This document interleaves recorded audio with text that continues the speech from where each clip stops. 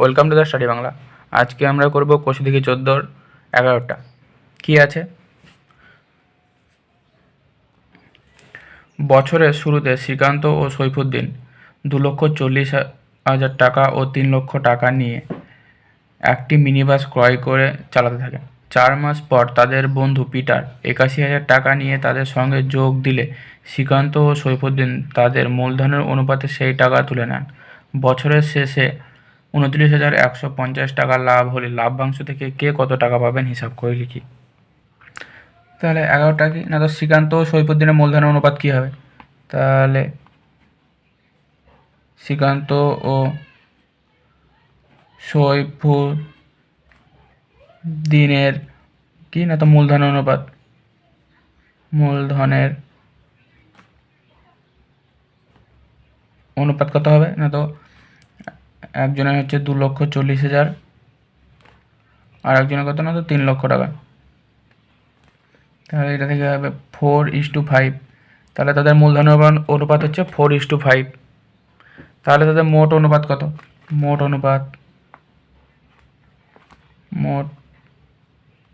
অনুপাত কত? 4 + 5 সমান হচ্ছে 9। মোট অনুপাত 9। তাহলে শ্রীকান্তর প্রাপ্ত মূলধন কত হবে? কারণ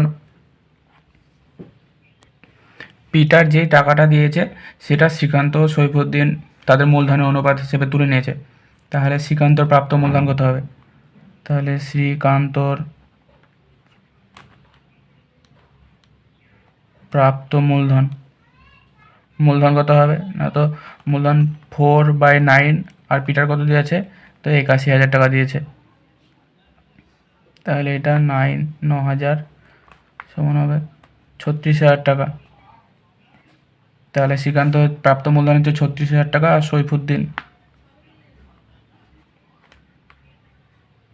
সৈফুদ্দিনের প্রাপ্ত মূলধন কত না, তো 5/9 × 81,000 সমান হচ্ছে 45,000 টাকা। তাহলে শ্রীকান্ত প্রাপ্ত মূলধন 36,000 টাকা, সৈফুদ্দিনের প্রাপ্ত মূলধন হচ্ছে 45,000 টাকা। যেটা পিটার দিয়েছিল সেটা তারা এভাবে ভাগ করে নিয়েছে। এবার কী হবে? তাহলে শ্রীকান্তর 2,40,000 টাকা খাটে কত? 4 মাসের জন্য। কারণ 4 মাস পরে পিটার এসেছিলো আর 4 মাস পরেই তারা সেই টাকাটা ভাগ করে তুলে নিয়েছে এভাবে তাদের মূলধনের অনুপাত হিসাবে। তাহলে শ্রীকান্তর 2,40,000 টাকা খাটে 4 মাসের জন্য এবং কত না, তো 2,40,000 টাকা তার সাথে কত তুলে নিয়েছিল না, তো 36,000 টাকা তুলে নিয়েছিল। এত সমান কত না, তো 2,04,000 টাকা খাটে কত না, তো 12 - 4, তাহলে 8 মাসের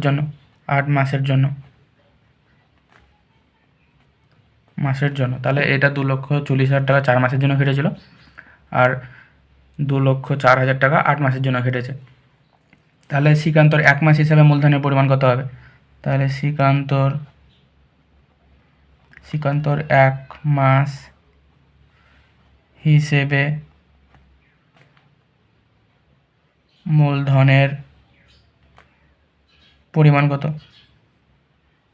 না, তো 2,40,000 টাকা হচ্ছে 4 মাসের জন্য প্লাস 2,04,000 টাকা হচ্ছে 8 মাসের জন্য সমান হচ্ছে 25,92,000 টাকা।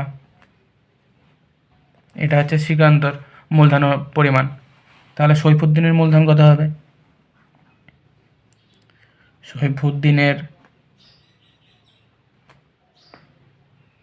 মূলধনও সে একইভাবে হবে। সৈফুদ্দিনের মূলধনে কী হয়েছিল না, তো প্রথমে 3 লক্ষ টাকা করেছিল, 3 লক্ষ টাকা কেটেছিল 4 মাসের জন্য এবং পরে কত না, তো তিনি 35,000 টাকা তুলে নিয়েছিলেন পিটারের দেওয়া 81,000 টাকা থেকে। তাহলে বাকি 35,000 টাকা তুলে নেওয়ার পর বাকি থাকছে কত না, তো 2,55,000 টাকা। সেটা কেটেছিল কত, সেটা কেটেছিল বাকি 8 মাসের জন্য। তাহলে একবারে করে নিলাম, তাহলে এটা সমান কত, তো 32,40,000 টাকা। এটা হচ্ছে সৈফুদ্দিনের মূলধন।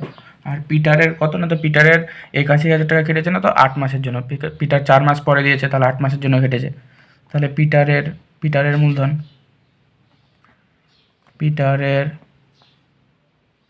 মূলধন কত, না তো পিটারের মূলধন হচ্ছে 8 মাসের জন্য কেটেছে। পিটারের 1 মাস হিসেবে মূলধন কত, তো হচ্ছে 81,000 টাকা, সেটা কেটেছে 8 মাসের জন্য। তাহলে হচ্ছে 6,84,000 টাকা, 6,48,000 টাকা। তাহলে তাদের শ্রীকান্ত, সৈফুদ্দিন ও পিটারের মূলধন এর অনুপাত কত হবে? অতএব শ্রীকান্ত,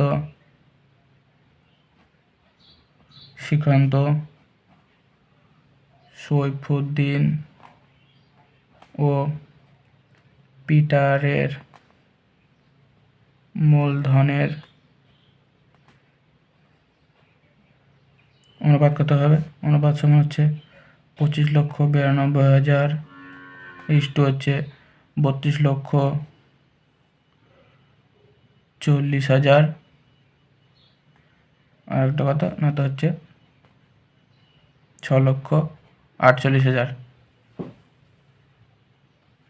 তাহলে সমান কত? সমান হবে 4:5:1। তাহলে এদের মোট অনুপাত কত হচ্ছে? 4 আর 5, 9 আর 10, তাহলে মোট অনুপাত 10 হয়ে গেল। তাহলে শ্রীকান্ত লভ্যাংশ কত হবে? তাহলে শ্রীকান্তর লভ্যাংশ কত? শ্রীকান্ত লভ্যাংশ হচ্ছে 4 বাই টোটাল হচ্ছে 10 ইন্টু কততে ছিল, না তো 39,150 টাকায় ছিল।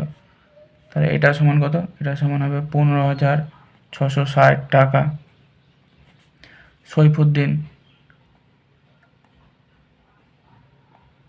সৈফুদ্দিনের লভ্যাংশ কত, তো 5/10 ইন্টু হচ্ছে 39,150 সমান হচ্ছে 19,575 টাকা। আর পিটারের লভ্যাংশ কত, না তো পিটারের 1/10 ইন্টু 39,150 সমান হচ্ছে 3,915 টাকা। তাহলে এদের 3 ধরনের লভ্যাংশ হচ্ছে 15,660 টাকা, 19,575 টাকা আর 3,915 টাকা। তাহলে এটা হচ্ছে অ্যান্সার। 12 কোয়েশ্চেনটা কী আছে? বছরের প্রথমে অরুণ ও অজয় যথাক্রমে 24,000 টাকা ও 30,000 টাকা দিয়ে যৌথভাবে ব্যবসা শুরু করেন, কিন্তু কয়েক মাস পরে অরুণ আরও 12,000 টাকা ওই ব্যবসায় মূলধন দেন। বছরের শেষে ওই ব্যবসায় 14,030 টাকা লাভ হলে এবং অরুণ 7,130 টাকা লাভ্যাংশ পেলে অরুণ কত মাস পরে ব্যবসায় টাকা দিয়েছিলেন নির্ণয় করি। তাহলে 12টা ধরে নিচ্ছি, অরুণ কি, না তো আরও এক্স মাস পরে 12,000 টাকা মূলধন দেন।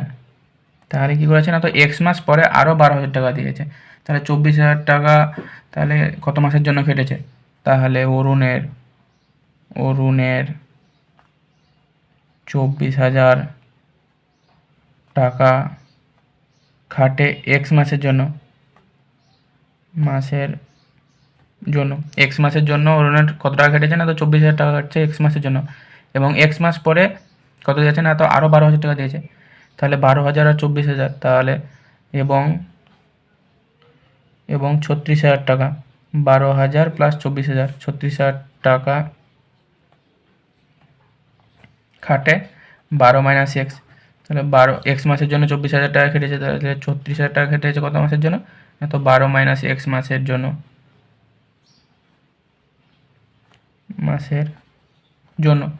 তাহলে অরুণের 1 মাস হিসেবে মূলধনের পরিমাণ কত হবে? তো অরুণের 1 মাস হিসেবে মূলধনের পরিমাণ কত? না তো 24,000 টাকা হচ্ছে এক্স মাসের জন্য, প্লাস 36,000 টাকা তো 12 মাইনাস এক্স মাসের জন্য। তাহলে এটা থেকে কী হবে না তো 24,000 এক্স প্লাস 4,32,000 মাইনাস 36,000 এক্স, এটা গুণ করে দিলাম। তাহলে এটা সমান হচ্ছে 4,32,000 মাইনাস 12,000 এক্স টাকা। তার অরুণের এক মাস হিসেবে মূলধনের পরিমাণ হচ্ছে 4,32,000 টাকা, 32,000 মাইনাস 12,000 এক্স টাকা। এবার অজয়ের কত না তো অজয়ের 30,000 টাকা। তাহলে অজয়ের 30,000 টাকা খাটে কত না তো 12 মাসের জন্য। অজয়ের পুরো টাকাটা 12 মাসের জন্যই কেটেছে, কারণ অজয় কোনো টাকা দেয়নি, আবার 12 করে নেয়। তাহলে অজয়ের 30,000 টাকা খাটে 12 মাসের জন্য। তাহলে অজয়ের এক মাস হিসেবে মূলধনের পরিমাণ কত? পরিমাণ সমান হচ্ছে 30,000 ইন্টু 12 সমান কত না তো 36,000 টাকা, সরি 3,60,000 টাকা। এটা হচ্ছে অজয়ের মূলধনের পরিমাণ। তাহলে অরুণ ও অজয়ের মূলধনের অনুপাত কত হবে? অতএব অরুণ ও অজয়ের মূলধনের কি না তো অনুপাত, অরুণ ও অজয়ের মূলধনের অনুপাত কত? 4,32,000 মাইনাস 12,000 এক্স ইস টু হচ্ছে 3,60,000। এটা সমান কত? এটা সমান হচ্ছে 36 মাইনাস এক্স ইস টু 30। এটা 12 দিয়ে পুরোটা কেটে যাচ্ছে। তাহলে এটা থেকে 12 যদি কমন নিয়ে 12,000 দিয়ে পুরোটা কেটে যাচ্ছে, তা এটাও 12,000 দিয়ে যাচ্ছে। তাহলে মোট অনুপাত কত? অতএব মোট অনুপাত সমান 36 মাইনাস এক্স প্লাস 30 সমান কত না তো 66 মাইনাস এক্স হচ্ছে মোট অনুপাত। তাহলে অরুণের লাভ্যাংশ কত হবে? অতএব অরুণের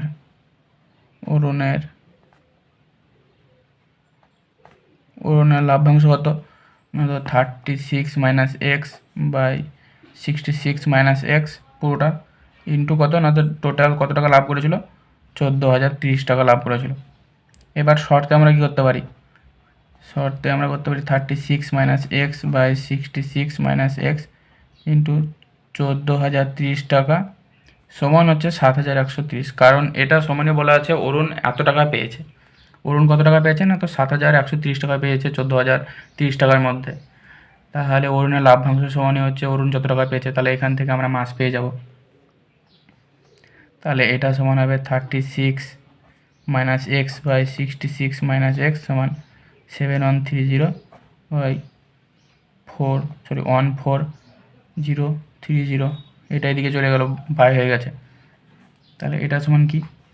তো এটা সমান যদি ওপর নিচ যদি আমরা কোনাকুনি গুণ করে দিই, তাহলে এটার সাথে এটা করলে কত হবে না তো 47,058 মাইনাস 713 এক্স সমান হচ্ছে এটা উপরের সাথে, তাহলে 50,508 মাইনাস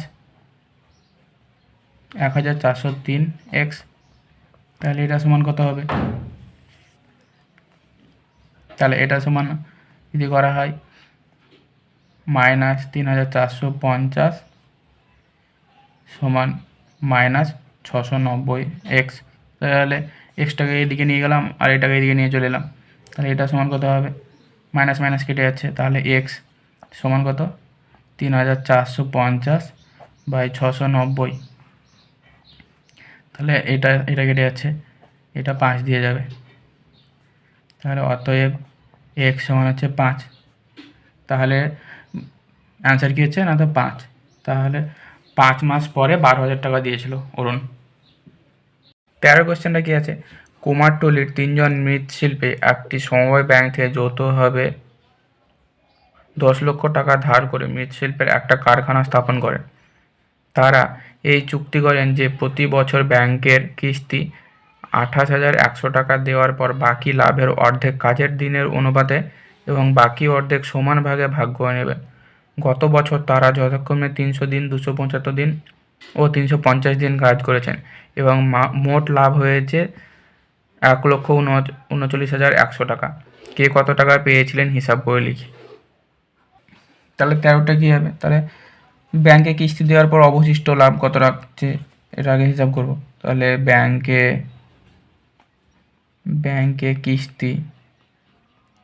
কিস্তি দেওয়ার পর অবশিষ্ট লাভ তাহলে 1,39,100 টাকা লাভ হয়েছে। তাতে ব্যাংকে কিস্তি কত দিয়েছে? না তো 28,100 টাকা দিয়েছে। তাহলে অবশিষ্ট লাভ কত? তো 1,11,000 টাকা হচ্ছে অবশিষ্ট লাভ তাদের। তাহলে অবশিষ্ট লাভের অর্ধেক অংশ কত হবে? কারণ তাহলে অর্ধেক করে ভাগ করে নেবে বলেছিল। তাহলে অবশিষ্ট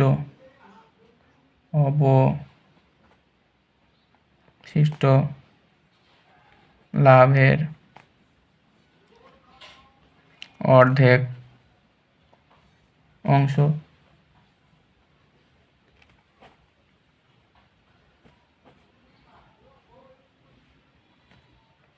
সমান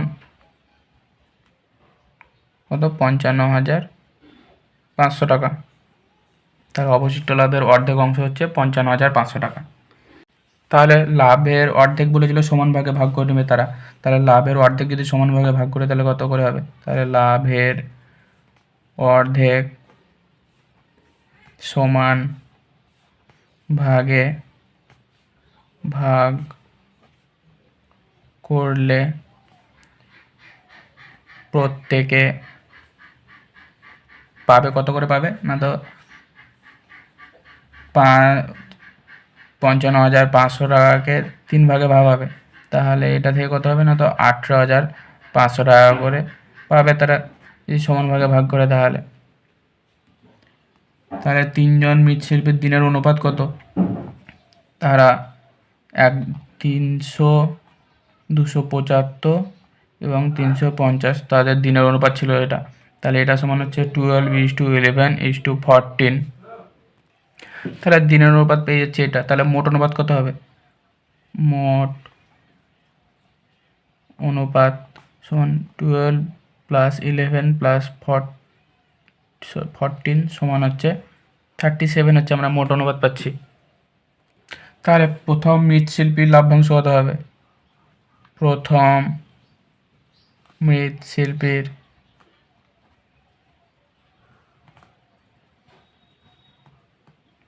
লভ্যাংশ কত হবে? না তো 12/37 টোটাল ছিল ইন্টু কত? না তো বাকি অর্ধেক ছিল 55,500 টাকা।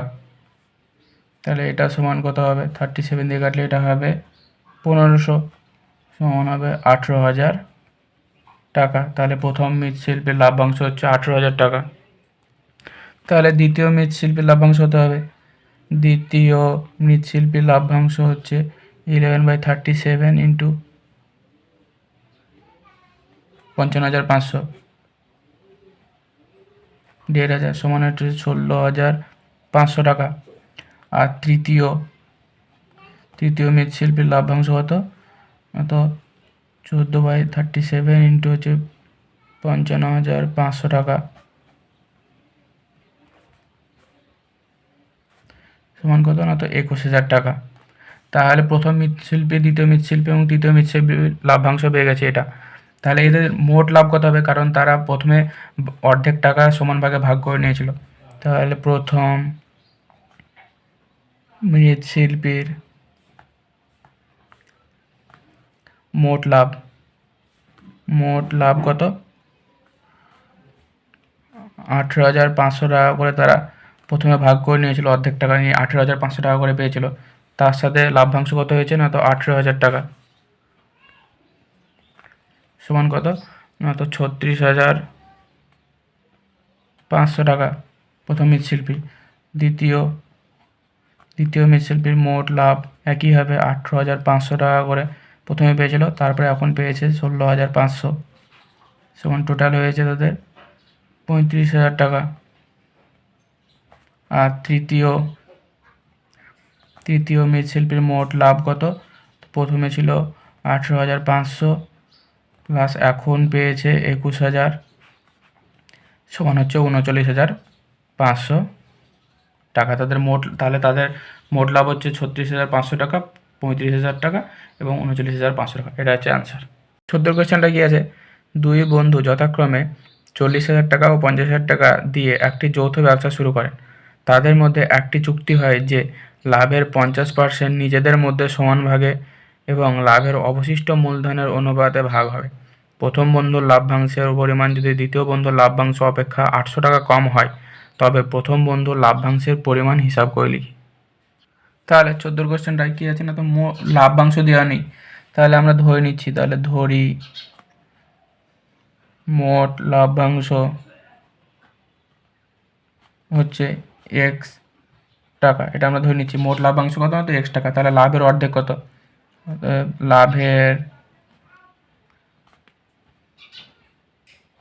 লাভের অর্ধেক সমান কত? তবে x/2 টাকা। তাহলে লাভের অর্ধেক অংশ সমান ভাগে ভাগ করলে কত পাবে? তাহলে অতএব লাভের অর্ধেক অংশ সমান ভাগে ভাগ করলে পাই। তাহলে লাভের অর্ধেক মানে x/2, কতজন আছে? মানে দুজন। তাহলে x/2/2 সমান কত হবে? x/4 টাকা। তাহলে লাভের অর্ধেক অংশ সমান ভাগে ভাগ করলে কত করে পাবে না, তো x/4 টাকা করে। তাহলে প্রথম বন্ধু ও দ্বিতীয় বন্ধুর মূলধনের অনুপাত বার করতে হবে। তাহলে প্রথম বন্ধু ও দ্বিতীয় বন্ধুর মূলধনের অনুপাত কত হবে না, তো 40,000 আর 50,000 সমান হবে 4:5। এটা হচ্ছে মূলধন অনুপাত। তাহলে মোট অনুপাত কত? অতএব মোট অনুপাত সমান 4 + 5 সমান হচ্ছে 9। এটা হচ্ছে মোট অনুপাত। তাহলে প্রথম বন্ধুর মোট লাভ্যাংশ কত হবে? প্রথম বন্ধুর লাভ্যাংশ কত? তো 4/9 ইন্টু কত টাকা ভাগ হবে না, তো লাভের অর্ধেক কারণ সমান ভাগে ভাগ করে নেওয়া হয়েছে। তাহলে লাভের অর্ধেক x/2 সমান 4x/18। আর দ্বিতীয় বন্ধুর লাভ্যাংশ হচ্ছে 5/9 ইন্টু x/2 সমান 5x/18। এটা হচ্ছে দুই বন্ধুর লাভ্যাংশ। তাহলে প্রথম বন্ধুর মোট লাভের পরিমাণ কত হবে? প্রথম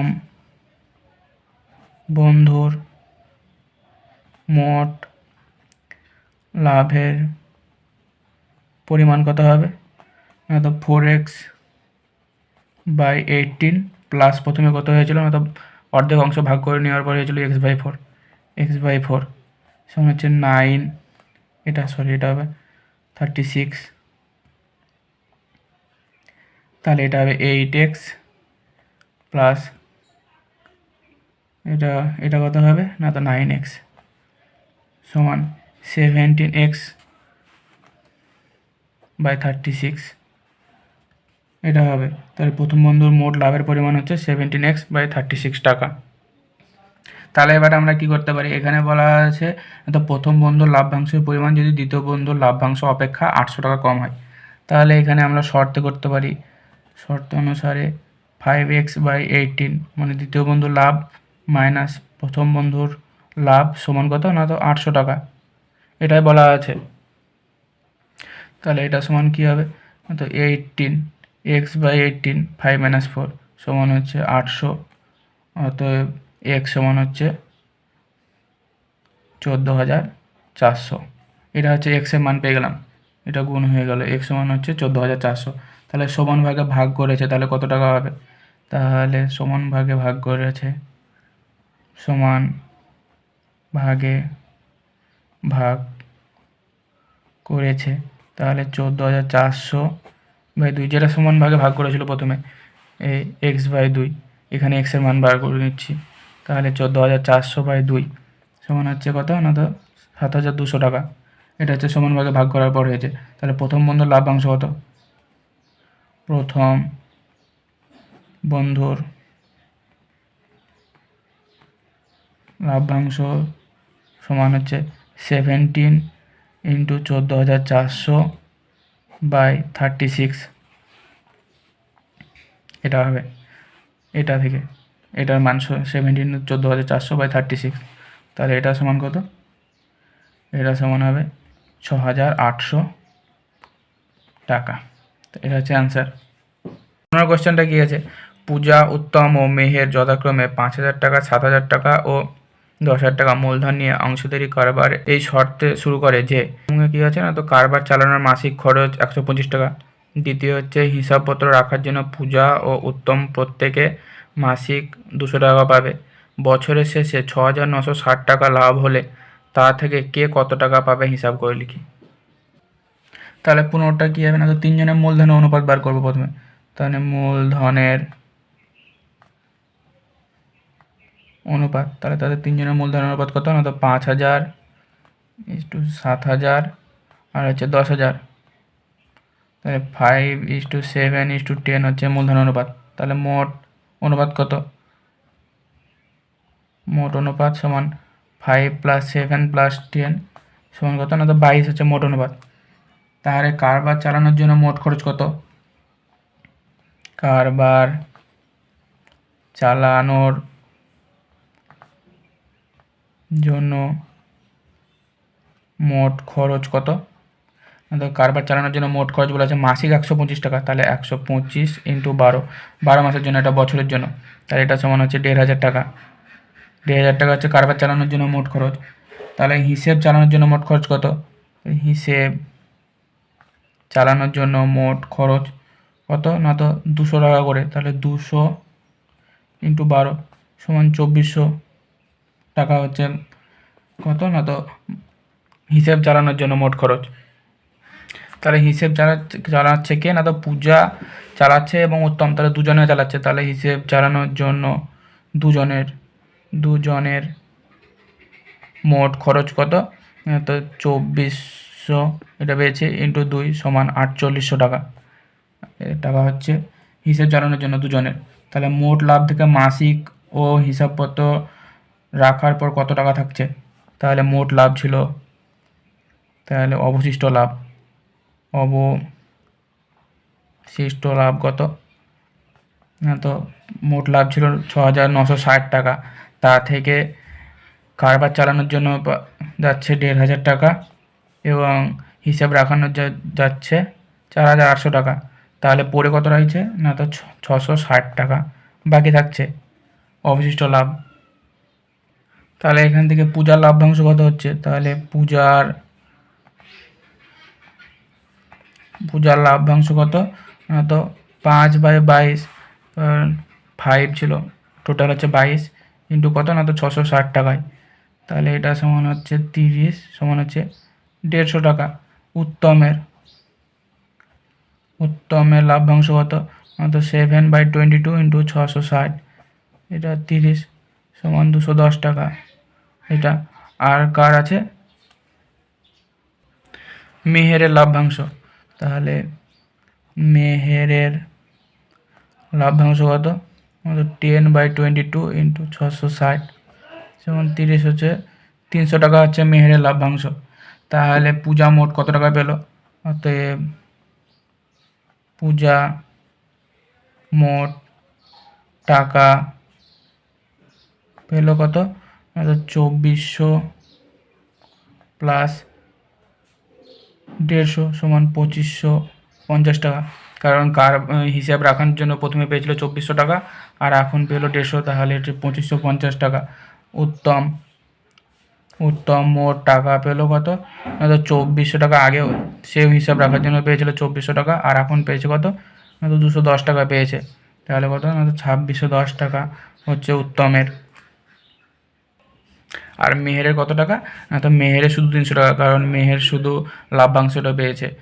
সে হিসেব রাখানোর জন্য কোনো টাকা পায়নি।